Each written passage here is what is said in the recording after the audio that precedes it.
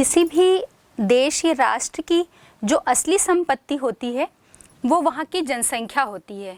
जो वहाँ का मानव समुदाय है वो उसकी असली संपत्ति या उसका असली धन होता है, कीमती धन होता है। वो क्यों? क्योंकि चाहे वहाँ कितने ही कीमती संसाधन मिले, चाहे हम बात कर लें हीरा, सोना, चांदी, लोहा, कोयला, कितने भी महत्वपूर्ण संसाधन हो, लेकिन उन सभी संसाधनों का जो उचित उपयोग है या कैसे उपयोग में लाया जाए और उसे अपने राष्ट्र के विकास में उसकी भूमिका, महत्वपूर्ण भूमिका रखी जाए, ये सब का जो उत्तरदायित्व है या हम ये कहें कि ये सभी कार्य जो है वो वहाँ रह रहे जो मानव समुदाय या जनसंख्या है उनके द्वारा की जाती है। तो संसाधन कितने भी मिले, लेकिन जब तक वहाँ का मानव समुदाय या वहाँ की जो जनसंख्या है वो विकसित ना हो, शिक्षित ना हो, उन्नत प्रौद्योगिकी में दक्ष ना हो, तब तक हम कह सकते हैं कि वहाँ जितने भी कीमती संसाधन मिले वो सब बेकार है। अब हम ये देखते हैं कि हमारे भूगोल में इस जनसंख्या या हम कह रहे हैं कि जो मानव संसाधन की बात कर रहे हैं कि सबसे कीमती मानव संसाधन है, तो इसका अध्ययन क्यों किया जाए। तो मैं आपको बता दूं कि भूगोल के जो दो महत्वपूर्ण पक्ष हैं या जो उसकी दो महत्वपूर्ण शाखाएं हैं, जिसमें हम एक की बात करते हैं भौतिक भूगोल और दूसरा जो है वो मानव भूगोल। तो इस मानव भूगोल में हम ये कहें कि इस मानव भूगोल का महत्वपूर्ण केंद्र या जो पूरा अध्ययन है मानव भूगोल का वो सिर्फ और सिर्फ मनुष्य के इर्द गिर्द या मानव के इर्द गिर्द ही घूमता है, क्योंकि हम इस मानव भूगोल में उन सभी बातों का अध्ययन करते हैं जैसे कि वह रह रहे वहाँ किसी भी देश, राष्ट्र, समुदाय या हम पूरे विश्व की बात करें, वहाँ जो भी मानव समुदाय रहता है, जो जनसंख्या रहती है, उसकी पूरी विशेषताओं के विषय में, उसके द्वारा की गई जो विकास के नए नए आयाम हैं, इन सभी बातों का अध्ययन करते हैं। फिर जब हम जनसंख्या की विशेषताओं की बात करें तो ये जो जनसंख्या है वो मैं फिर से कहूँगी वो विश्व के संदर्भ में होगा या किसी राष्ट्र के संदर्भ में हो सकता है या फिर किसी प्रदेश के संदर्भ में हो सकता है। तो वहाँ उस जनसंख्या का वितरण कैसा है, घनत्व कैसा है और उस जनसंख्या की जो जनसांख्यिकी विशेषताएं हैं। फिर हम बात कर लें कि वहाँ प्रति 1000 पुरुषों पर महिलाओं की संख्या या साक्षरता की बात करें, वहाँ लोगों के द्वारा किए जा रहे कार्य जिसे हम व्यवसाय कहते हैं, तो उस व्यावसायिक संरचना के विषय में हम बात करें और सभी चीज़ों का जो अध्ययन है वो इस मानव भूगोल के अंतर्गत किया जाता है। इसीलिए चूँकि ये मानव भूगोल का प्रमुख केंद्र बिंदु है, उसकी धुरी है, इसलिए हमें जनसंख्या का अध्ययन जो है वो एक अनिवार्य विषय वस्तु बन जाती है। तो आइए आज हम बात करते हैं मानव भूगोल के अंतर्गत इसी विश्व की जनसंख्या, उसके वितरण और घनत्व प्रारूप पर। तो सबसे पहले तो हम ये देख लें, अभी हमने बात की कि किसी भी राष्ट्र की जो असली संपत्ति या धन जो है वो वहाँ का मानव समुदाय या जनसंख्या होती है। अब ये जो जनसंख्या है, हम ये देखें कि हमारे पूरे विश्व पर, चूँकि हम विश्व के संदर्भ में बात कर रहे हैं, तो हम ये देखते हैं कि हमारे ग्लोब पर, इसे हम दो हिस्सों में बांटते हैं अपने ग्लोब को। 0 डिग्री भूमध्य रेखा जो है, इसके उत्तर का जो क्षेत्र है इसे हम उत्तरी गोलार्ध कहते हैं और इसका जो निचला क्षेत्र है इसे हम दक्षिणी गोलार्ध कहते हैं।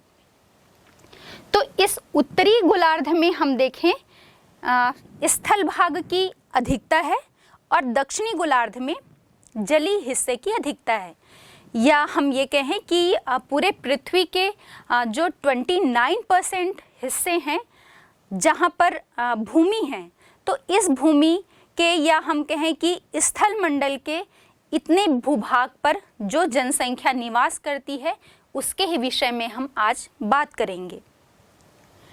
तो देखें कि उत्तरी गोलार्ध में, चूंकि हमने कहा कि ये स्थलीय गोलार्ध के नाम से भी हम जानते हैं, क्योंकि यहाँ पर महाद्वीप के अधिकतर जो धरातली हिस्से हैं वो आते हैं। तो इस उत्तरी गोलार्ध में विश्व की लगभग 80% जनसंख्या निवास करती है। लेकिन हम वहीं जब दक्षिणी गोलार्ध को देखते हैं तो दक्षिणी गोलार्ध को हम जलीय गोलार्ध के नाम से भी जानते हैं। और यहाँ पर दक्षिणी अमेरिका का दक्षिणी हिस्सा या अधिकांश हिस्सा हम बात करें, और साथ ही साथ अफ्रीका, दक्षिणी अफ्रीका, इसके ही जो हिस्से हैं वो अधिकांश हमें देखने को मिल रहे हैं। तो हम इसे जलीय गोलार्ध कह रहे हैं।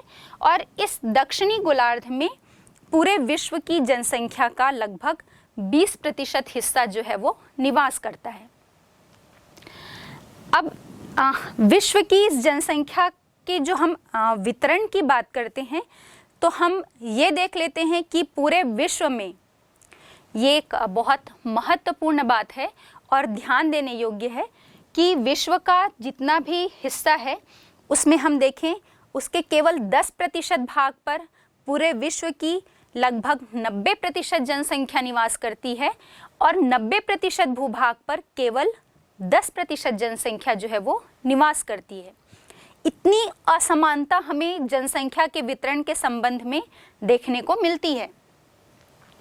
अब हमने जो कहा कि जो अधिकांश जनसंख्या, जब हम बात कर रहे हैं कि इसके लगभग 10% भूभाग पर 90% जनसंख्या निवास कर रही है, तो उसमें भी हम देखें कि विश्व के अधिकांश कौन से हिस्से आते हैं। तो इसमें आपका, हम एशिया महाद्वीप में रहते हैं, और हमारे इस एशिया महाद्वीप में हम देखें कि एशिया का दक्षिणी हिस्सा, पूर्वी हिस्सा, दक्षिणी पूर्वी हिस्सा, और साथ ही साथ उत्तरी अमेरिका की जब हम बात करते हैं तो उत्तर अमेरिका का उत्तर पूर्वी भाग, और साथ ही जो यूरोप है तो उत्तर पश्चिमी यूरोप, यूरोप का उत्तर पश्चिमी भाग, ये जो क्षेत्र हैं पूरे विश्व के वो सबसे सघन आबाद क्षेत्र हैं, या हम कहें कि यहाँ पर विश्व की सबसे अधिक जनसंख्या निवास करती है। और साथ ही इसमें भी सर्वाधिक जनसंख्या जो है वो सिर्फ और सिर्फ हमारे पूर्वी, दक्षिणी और दक्षिण पूर्वी एशिया में ही निवास करती है। तो यहाँ पर ये जनसंख्या मिल रही है क्योंकि हम देखते हैं यहाँ की जलवायु अनुकूल है, और लोगों को यहाँ पर रोजगार के साधन जो है वो बहुत अधिक मात्रा में मिलते हैं, क्योंकि मानसूनी जलवायु वाला क्षेत्र है, और साथ ही यहाँ का जो धरातल है वो मानव निवास के अनुकूल है। इसी संदर्भ में हम देखते हैं कि भाई यहाँ पर तो सघन आबाद क्षेत्र है, लेकिन इसके साथ ही साथ हम देखें तो अफ्रीका का पूरा आंतरिक भाग, अफ्रीका के आंतरिक भाग के साथ साथ उत्तरी अमेरिका और पूरे यूरेशिया का जो पठारी और पर्वतीय क्षेत्र है, साथ ही हम कहें उत्तरी अमेरिका और यूरेशिया का जो ध्रुवीय क्षेत्र है जो हमेशा वर्ष भर बर्फ से ढका हुआ रहता है, ऐसे क्षेत्र शामिल हैं। और साथ ही साथ मध्य और अधिकांश जो पश्चिमी ऑस्ट्रेलिया है, और इसके साथ ही पूरे विश्व के जितने भी पर्वतीय और पठारी भूभाग हैं, यहाँ पर हम देखेंगे कि जो जनसंख्या का वितरण है या फैलाव है वो बहुत कम, हम एकदम निर्जन प्राय कह सकते हैं बहुत से क्षेत्र को तो, और बहुत से क्षेत्रों में हम देखेंगे कि जनसंख्या की बसाहट जो है वो बहुत ही विरल, बहुत ही कम देखने को मिलती है।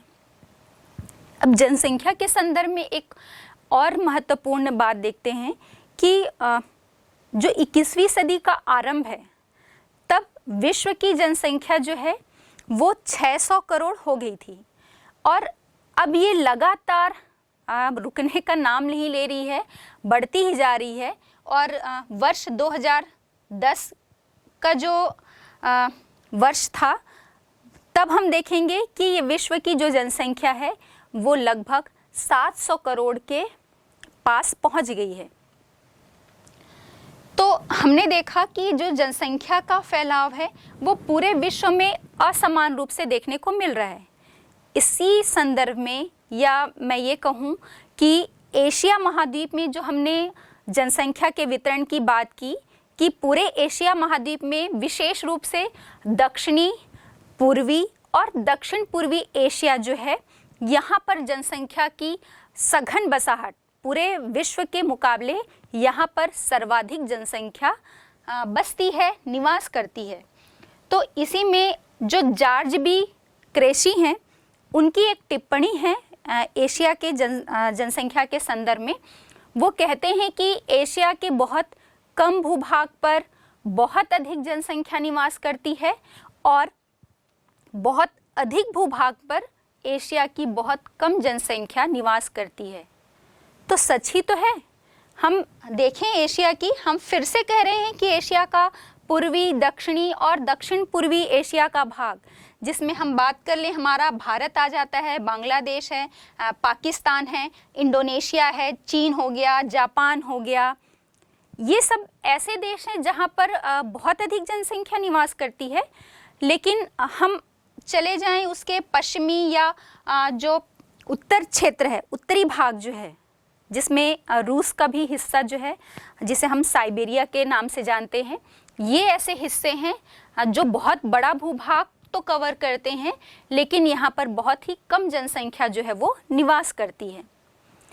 तो बोर्ड परीक्षा के हिसाब से आपसे पूछा जा सकता है, जो जॉर्ज बी क्रेसी है, इनका ये कथन पूछ देगा और कह सकते हैं, क्या ये पूछा जा सकता है कि ये कथन किसका है, या इसी संदर्भ में जॉर्ज बी क्रेसी का क्या कथन है, ऐसे भी इस प्रश्न को पूछा जा सकता है।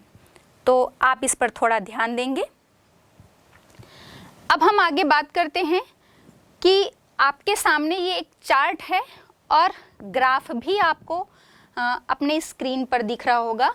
इसमें आप देख रहे हैं विश्व के जो 10 सर्वाधिक जनसंख्या वाले देश यहाँ पर दिखाए जा रहे हैं, जिसमें क्रमशः आप देख रहे होंगे पहले नंबर पर हमको पता है कि विश्व की सर्वाधिक जनसंख्या जो है वो चीन में है और दूसरे नंबर पर हमारा भारत देश है। तो पहला चीन, भारत, फिर संयुक्त राज्य अमेरिका, इसके बाद इंडोनेशिया है, ब्राज़ील है, पाकिस्तान है, बांग्लादेश, नाइजीरिया, रूस और 10वें नंबर पर जापान है। तो ये आपको सामने दिख रहा है कि विश्व के 10 सर्वाधिक जनसंख्या वाले देश। इस पर बात करने से पहले मैं ये बता दूं आपको कि जनसंख्या का वितरण जो है उसका हम अर्थ समझ लेते हैं। जनसंख्या के वितरण का अभिप्राय जनसंख्या के फैलाव से है, मतलब विश्व, राष्ट्र या किसी क्षेत्र या प्रदेश विशेष में जो जनसंख्या मिलती है वो किस तरह से वितरित है, किस तरह से फैली हुई है उस पूरे क्षेत्र पर। तो जनसंख्या वितरण का अभिप्राय जनसंख्या के फैलाव से है। अब जब हम इसके प्रारूप की बात कर रहे हैं तो हम ये देख लेते हैं कि ये सभी जगह आपको असमान रूप में देखने को मिल रहे हैं। तो 3 जो पैटर्न हैं विश्व जनसंख्या प्रारूप के, उसमें हम बात करते हैं। पहला है प्रथम श्रेणी का प्रारूप। प्रथम श्रेणी के प्रारूप के अंतर्गत ऐसे क्षेत्र आते हैं जहां पर जनसंख्या की बहुत अधिक सघन बसाहट मिलती है, बहुत ज़्यादा लोग निवास कर रहे हैं। और इसके अंतर्गत हम देख लेते हैं, फिर से हमारा एशिया आ गया, जिसमें एशिया का पूर्वी, दक्षिण पूर्वी और पूर्वी हिस्सा जो है वो शामिल है। इसके साथ ही पश्चिमी यूरोप के देश, जहाँ पर बहुत अधिक मात्रा में औद्योगिकरण हुआ है, तो पश्चिमी यूरोप के देश में भी हमको जनसंख्या जो है वो बहुत अधिक मिलती है, एक सघन बसाहट मिलती है जनसंख्या की। इसके साथ ही साथ रूस का दक्षिण पश्चिमी भाग, पूरा जो रूस है उसका दक्षिणी पश्चिमी हिस्सा, ये भी एक सघन बसाहट वाला क्षेत्र है। उत्तरी अमेरिका का उत्तर पूर्वी भाग और इसके साथ कनाडा का जो सेंट लॉरेंस क्षेत्र है, ये जनसंख्या के प्रथम श्रेणी के प्रारूप के अंतर्गत आते हैं। और ये ऐसे क्षेत्र हैं जहाँ पर जनसंख्या का, मानव समुदाय का, मानव समूह का एक बहुत बड़ा भाग, बहुत बड़ा हिस्सा जो है वो निवास करता है। इस ग्राफ से आपको स्पष्ट हो रहा होगा कि विश्व की जो कुल 60% जनसंख्या है वो इन 10 अधिकतम जनसंख्या वाले देशों में निवास करती है। और इसमें भी हम देखेंगे कि इसकी जो 40%, विश्व की 40% जनसंख्या है, वो अधिकतम 3 जो देश हैं जहाँ पर सबसे अधिक जनसंख्या मिलती है, जिसमें चीन है, भारत है और संयुक्त राज्य अमेरिका, यहीं पर निवास करती है। अब हम जनसंख्या वितरण के प्रारूप में दूसरा प्रारूप देखते हैं, जो है द्वितीय श्रेणी का प्रारूप।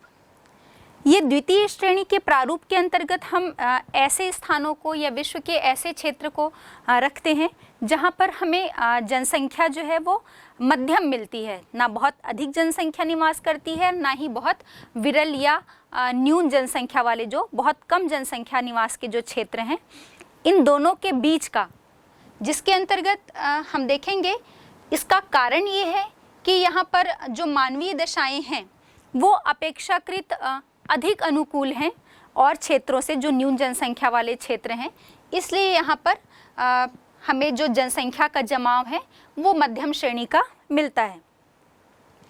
अब इसमें हम देखते हैं कि कौन कौन से क्षेत्र हैं जो द्वितीय श्रेणी के प्रारूप के अंतर्गत आते हैं। तो इसके अंतर्गत है पहला आपका यूरोप, और यूरोप के जो भूमध्य सागर के तटवर्ती देश हैं, इन तटवर्ती देशों में हम देखें पुर्तगाल है, दक्षिणी फ्रांस है, इटली, यूगोस्लाविया, यूनान, और इसके साथ ही साथ एशिया महाद्वीप में जब हम आ जाते हैं तो एशिया महाद्वीप का जो तुर्की है, इजराइल है, जॉर्डन है और लेबनान, इसके साथ ही जो चीन का पूरा मध्यवर्ती हिस्सा है वो भी इसमें शामिल है। और फिर हम आ जाते हैं उत्तरी अमेरिका में। तो उत्तरी अमेरिका का जो मध्य पूर्वी हिस्सा है वो जनसंख्या के इस द्वितीय श्रेणी के प्रारूप के अंतर्गत आता है।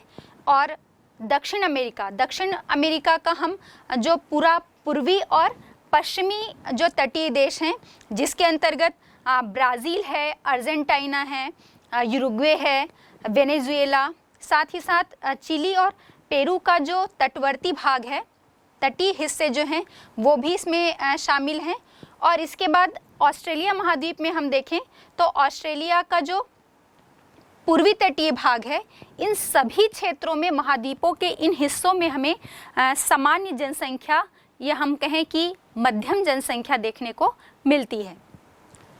इसके बाद जनसंख्या वितरण का हम तृतीय श्रेणी या तृतीय स्तर का प्रारूप देखें तो यहाँ पर हम देखेंगे कि यहाँ पर हमें जनसंख्या का अल्प भाग जो है वो निवास करता है, या अल्प जनसंख्या जो है वो निवास करती है। इसका कारण ये है कि इस क्षेत्र में जो जलवायु है, या हम उच्चावच भूभाग की बात करें, जो धरातली क्षेत्र की बनावट है वो भी बहुत अनुकूल नहीं है। साथ ही साथ मिट्टी, बहुत उपजाऊ मिट्टी यहाँ पर नहीं मिलती, और जल की उपलब्धता भी जो है वो पर्याप्त मात्रा में नहीं मिलती, या हम कहें कि अपर्याप्त जल की उपलब्धता। ये जो कारण है वो यहाँ पर इन क्षेत्रों या प्रदेशों में अल्प जनसंख्या या अल्प मानव समुदाय के निवास के लिए जिम्मेदार हैं। तो इसके अंतर्गत भी हम देखते हैं कि जो विश्व के जितने भी मरुस्थलीय भूभाग हैं या हम पठारी क्षेत्र की बात करें, ये इसके अंतर्गत आते हैं। और साथ ही साथ जो विषुवत रेखीय क्षेत्र है, तो विषुवत रेखीय भूभाग, भूमध्य रेखीय क्षेत्र इसके अंतर्गत आता है। कनाडा और यूरेशिया का जो टैगा प्रदेश है वो भी जनसंख्या वितरण के इस प्रारूप के अंतर्गत आएगा। और इसके साथ ही साथ एशिया का जो पर्वतीय और पठारी हिस्सा, एशिया ही नहीं, इसके साथ ही साथ विश्व के सभी महाद्वीपों के जो पर्वतीय और पठारी क्षेत्र हैं वो इस अल्प जनसंख्या के अंतर्गत आते हैं। अब हम बात करते हैं जनसंख्या वितरण के चतुर्थ श्रेणी के प्रारूप के अंतर्गत। तो इस प्रारूप के अंतर्गत हम देखेंगे कि जनसंख्या का वितरण जो है इन क्षेत्रों में बहुत ही कम, बहुत न्यून, या हम ये कहें कि निर्जन प्राय भी हम इसे कह सकते हैं, जहाँ पर हमें बिल्कुल जनसंख्या नहीं के बराबर मिलती है। तो ऐसे कौन से क्षेत्र होंगे? आपको भी पता है कि विश्व के जितने भी उष्ण और बहुत अत्यधिक शीत मरुस्थल, ये क्षेत्र इसके अंतर्गत आएंगे। फिर चाहे वो पर्वतों के शीर्ष भूभाग की हम बात करें, वो भी इसके अंतर्गत आएंगे।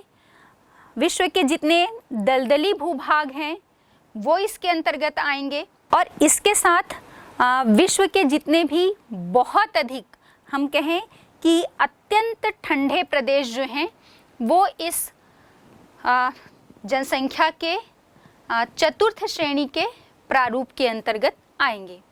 क्योंकि यहाँ पर जलवायु तो अनुकूल है ही नहीं, कुछ क्षेत्रों में, चाहे हम मरुस्थल की बात करें या एकदम ठंडे प्रदेशों की बात करें, ये मानव निवास के अनुकूल नहीं है। यहाँ पर हम जाकर निवास नहीं कर सकते। और चाहे हम बात करें धरातली भूभाग की, तो भूभाग भी जो है वो या तो मरुस्थली है या दलदली है या उबड़ खाबड़ भूमि, जब हम बात कर रहे हैं कि पर्वतों के जो शीर्ष भाग हैं, तो ये सभी क्या है, ये मानव निवास के अनुकूल नहीं है। मनुष्य यहाँ पर निवास नहीं कर सकता। तो ये सभी कारक हैं जो इस चतुर्थ श्रेणी के प्रारूप के अंतर्गत न्यून या हम कहें कि निर्जन प्राय क्षेत्र होने के लिए जिम्मेदार हैं। तो ये तो हो गया जनसंख्या वितरण का प्रारूप। अभी हम थोड़ा सा इसमें रिवाइज कर लेते हैं। जब हम जनसंख्या वितरण की बात कर रहे हैं और हमने कहा था कि किसी क्षेत्र की जनसंख्या का अध्ययन करना, मानव समूह का अध्ययन करना हमारे लिए इसलिए आवश्यक है क्योंकि ये किसी राष्ट्र के विकास के लिए जिम्मेदार है। चाहे भले ही कितनी ही मात्रा में, कितनी ही कीमती संसाधन जो हैं वो किसी क्षेत्र में उपलब्ध हो, लेकिन यदि वहाँ मानव समुदाय नहीं है और यदि है भी तो वो अशिक्षित है, प्रौद्योगिकी के रूप में, तकनीक के रूप में उन्नतशील नहीं है, तो फिर उस देश के विकास की कल्पना नहीं की जा सकती। एक छोटा उदाहरण हम इसमें देखते हैं। हम बात कर ले मध्य अफ्रीका की। संसाधन तो यहाँ बहुत उपलब्ध हैं, लेकिन यहाँ पर जनसंख्या जो है वो उतनी मात्रा में उपलब्ध नहीं है, और है भी तो बहुत विकसित जनसंख्या देखने को नहीं मिलती। इसलिए इस क्षेत्र का उतना अधिक विकास नहीं हो पाया है। लेकिन वहीं हम बात कर लें जापान की, तो जापान एक विकसित राष्ट्रों में से एक है, लेकिन हम ये देखेंगे कि बहुत ज़्यादा वो देश संसाधन संपन्न नहीं है। संसाधन के रूप में तो वो संपन्न है ही नहीं, और साथ ही साथ हम दूसरी बात ये भी देखेंगे कि चूंकि एक द्वीपीय देश है, तो इसके साथ ही साथ जो प्रशांत महासागरी जो ज्वालामुखी मेखला या हम कहें अग्निवलय जो यहाँ पर से होकर निकलता है, जो बहुत अधिक ज्वालामुखी या भूकंप का क्षेत्र है, उसके अंतर्गत आता है ये देश। और चूंकि तटीय देश है, द्वीपीय देश है, इसलिए हमेशा यहाँ पर जो चक्रवाती दशाएं हैं, सुनामी से संबंधित दशाएं हैं, समुद्र से उठने वाली जो तूफानी दशाएं हैं, उसकी भी मार इस देश को झेलनी पड़ती है। लेकिन फिर भी आप देखेंगे कि ये देश अपने आप को फिर से तैयार कर लेता है। फिर से चाहे लाख यहाँ पर विनाशी दशाएं उत्पन्न हो, लेकिन हम देखेंगे कि एक विकसित राष्ट्र के रूप में पूरे विश्व में ये अपने आप को फिर से स्थापित कर लेता है। तो इसका कारण क्या है? संसाधन है नहीं और विपरीत दशाएं यहाँ पर मिल रही हैं, क्योंकि यहाँ पर जो रहने वाली जनसंख्या है, मानव का जो समूह है, ये बहुत अधिक शिक्षित है और साथ ही साथ उन्नत और हम कहें कि आधुनिक प्रौद्योगिकी से बहुत अधिक सुशिक्षित है, संपन्न है। और इसी कारण इस देश की जो जनसंख्या है वो इस राष्ट्र को पूरे विश्व राजनीति में अपने रूप में एक विकसित देश के रूप में खड़ा होने में या खड़ा करने में सक्षम है। तो इस बात का महत्व हम इसी बात से लगा सकते हैं कि लाख संसाधन हो, लेकिन वहाँ पर जो जनसंख्या है या जो रहने वाला मानव समूह है वो विकसित नहीं है, तो फिर हम जितने भी संसाधन, जितने भी कीमती संसाधन मिले वो हमारे लिए पूरी तरह से बेकार हैं। और इसी कारण से हमने देखा कि जनसंख्या का वितरण, तो हम जनसंख्या के वितरण का अध्ययन तो करेंगे ही, और साथ ही साथ अब आगे हम देखते हैं जनसंख्या के घनत्व के विषय में। तो घनत्व पर जाने से पहले आप पुनः एक बार आपके सामने ये जो मानचित्र है विश्व का, उसका बहुत अच्छी तरह से अवलोकन कर लें, और इस मानचित्र के माध्यम से आप बहुत अच्छी तरह से अंदाज़ा लगा सकते हैं इस बात का कि जनसंख्या का वितरण जो है वो पूरे विश्व में असमान रूप में देखने को मिल रहा है। कहीं पर बहुत अधिक जनसंख्या है और कहीं पर हमको बहुत कम जनसंख्या का निवास देखने को मिल रहा है। अब हम बात करते हैं जनसंख्या के घनत्व की। जनसंख्या घनत्व जो है ये भी जनसंख्या के अध्ययन का एक महत्वपूर्ण भाग है, या हम पहलू है कह सकते हैं, जहाँ जनसंख्या वितरण जो है वो जनसंख्या का फैलाव दिखाती है कि कितनी कितनी जनसंख्या कहाँ कहाँ निवास कर रही है। वहीं जनसंख्या के घनत्व से हम किसी स्थान पर, किसी प्रदेश पर, किसी राष्ट्र पर जनसंख्या के जमाव का अध्ययन करते हैं। इसे एक फार्मूले से हम पता लगा सकते हैं। जनसंख्या के घनत्व को हम प्रति वर्ग किलोमीटर क्षेत्र में रहने वाले लोगों की संख्या के आधार पर इसका मापन करते हैं। तो आप देख सकते हैं जैसे प्रति वर्ग किलोमीटर तो प्रति वर्ग किलोमीटर में हम देख रहे हैं कि 1 किलोमीटर चौड़ाई, 1 किलोमीटर लंबाई और ऊंचाई की हम बात कर रहे हैं। तो इतने ही क्षेत्र में जितनी जनसंख्या का जमाव है, जितने व्यक्ति यहाँ पर रह रहे हैं, उसे हम क्या कहेंगे? जनसंख्या का घनत्व, जनसंख्या का जमाव या जनसंख्या का दबाव। क्योंकि एक कमरे में जितने व्यक्ति रह रहे हैं तो उसके आधार पर उस कमरे में वहाँ रहने वाले व्यक्तियों का दबाव जो है इसका मापन हम कर सकते हैं। मान लो एक छोटा सा घर है और उस घर में 10 व्यक्ति निवास कर रहे हैं, 10 लोग रहते हैं, और वहीं एक बहुत बड़ा बंगला है और उस बंगले में मात्र 2 व्यक्ति रह रहे हैं। तो हम क्या देखेंगे कि इस बंगले पर तो वहाँ रहने वाले व्यक्तियों का दबाव नहीं के बराबर पड़ रहा है, क्योंकि वो बहुत खुले हुए रूप में रह रहे हैं, पर्याप्त जगह है उन 2 व्यक्तियों के लिए रहने के लिए। लेकिन वहीं एक छोटे से कमरे में जहाँ पर 10 व्यक्ति रहने के लिए मजबूर हैं, तो वहाँ हम देखेंगे कि उस छोटे से कमरे में व्यक्तियों का दबाव, उनका प्रेशर बहुत ज़्यादा पड़ रहा है, क्योंकि वो जगह उतने व्यक्तियों के रहने के लिए अपर्याप्त है।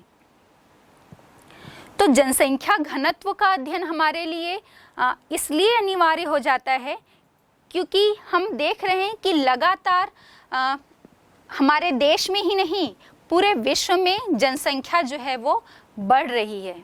हर जनगणना में हम ये देख रहे हैं कि हमारे देश की जनसंख्या में भी लगातार वृद्धि की दर जो है वो दर्ज की जा रही है। लेकिन पूरे विश्व को हम अलग अलग क्षेत्रों में, अलग अलग देशों में बांट रहे हैं, अलग अलग महाद्वीपों में बांट रहे हैं, तो उनकी जनसंख्या जो है वो बढ़ रही है या कम हो रही है, लेकिन उनका क्षेत्रफल जो है वो तो फिक्स है, स्थिर है। क्षेत्रफल को घटाया बढ़ाया नहीं जा सकता।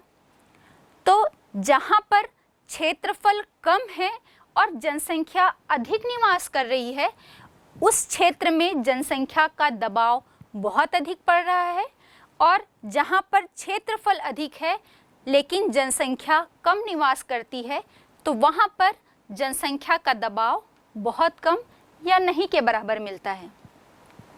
तो जनसंख्या का दबाव कितना ज़्यादा है या कितना कम है, ये इस पर भी इस बात पर ये भी निर्भर करता है कि वहाँ रहने वाले लोगों का पोषण, उनका रहन सहन, आय का स्तर कैसा होगा।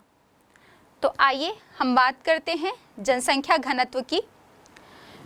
तो यदि हम एक सामान्य अर्थ में बात करें कि जनसंख्या घनत्व क्या है, तो प्रति वर्ग किलोमीटर क्षेत्र में रहने वाले व्यक्तियों की संख्या को हम जनसंख्या घनत्व कहते हैं। या और सामान्य अर्थ में हम कहें तो किसी क्षेत्र में रहने वाले व्यक्तियों की जो संख्या है और उस क्षेत्रफल का अनुपात, इसे जनसंख्या घनत्व कहा जाता है। अब जनसंख्या घनत्व हम इसे एक मापक के रूप में व्यक्त कर सकते हैं या मापक के रूप में मान सकते हैं, जो हमें किसी क्षेत्र की भूमि और वहाँ पर जो निवास कर रहे मनुष्य या व्यक्ति हैं उनके बीच परिवर्तनशील संबंधों का हमें ज्ञान कराता है या हमें इसकी सूचना देता है। भाई क्षेत्रफल और जनसंख्या का अनुपात या व्यक्तियों का अनुपात, तो अभी हमने कहा ना कि क्षेत्रफल तो सभी का लगभग निश्चित है, लेकिन जो वहाँ पर व्यक्तियों की संख्या है वो परिवर्तनशील है, तो हम इसे एक मापक के रूप में भी उपयोग कर सकते हैं। अब जब हमने मापक कहा तो हम ये देख लें कि प्रति वर्ग किलोमीटर में रहने वाले व्यक्तियों की संख्या के रूप में इसका मापन किया जाता है। जनरली जो जनसंख्या का घनत्व है वो अंकगणितीय जो घनत्व होता है वो अधिकतर यूज़ किया जाता है, और इस अंकगणितीय घनत्व को निकालने का फार्मूला होता है जनसंख्या बटे क्षेत्रफल, या मैं ये कहूँ कुल जनसंख्या बटे कुल क्षेत्रफल। मान लीजिए कोई क्षेत्र है और इस क्षेत्र की जो जनसंख्या है वो 1,50,000 व्यक्ति उस क्षेत्र में निवास करते हैं या किसी शहर में निवास करते हैं, और उस शहर का जो कुल क्षेत्रफल है वो 100 वर्ग किलोमीटर है। तो 1,50,000 कुल जनसंख्या हो गई और बटे उस नगर का जो क्षेत्रफल है वो 100 है, इसको हम भाग दे देंगे तो हमारे पास जो आंकड़ा है वो आ जाता है 1500। तो 1500 जो है वो उस शहर का जनसंख्या घनत्व होगा, मतलब वहाँ पर 1 वर्ग किलोमीटर में कुल 1500 व्यक्ति जो हैं निवास करते हैं। अब ये अंकगणितीय घनत्व के अतिरिक्त हम जनसंख्या के घनत्व को कुछ और भी मेथड हैं, कुछ अलग और फार्मूले हैं जिनके माध्यम से निकाल सकते हैं, जिसमें दूसरा है आपका कायिक घनत्व। कायिक घनत्व हमें ये बताता है कि किसी क्षेत्र या किसी देश की जो कुल कृषि भूमि है ना, कुल कृषि भूमि और वहाँ पर रह रही कुल जनसंख्या का अनुपात, इनके बीच का जो संबंध है वो हमें कायिक घनत्व से ज्ञात होता है। तो इसे हम कैसे निकालेंगे? इसे निकालने का फार्मूला है देश की कुल जनसंख्या और बटे उस देश का या उस क्षेत्र की कुल कृषि योग्य भूमि। इससे जो निकल कर आएगा वो हमारा कायिक घनत्व हो जाएगा।